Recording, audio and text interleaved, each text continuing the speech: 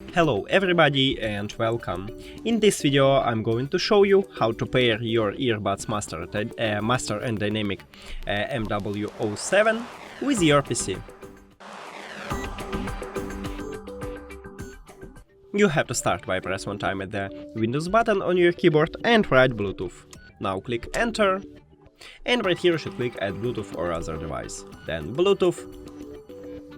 After that open the charging case and remove your earbuds from the charging case. It should enter to pairing mode automatically, and we can see it by this LED light. But if it doesn't, just press and hold the multifunctional button on your right earbud. So you just press and hold until this LED light starts flashing blue. Now we see it at the device list, so click on it.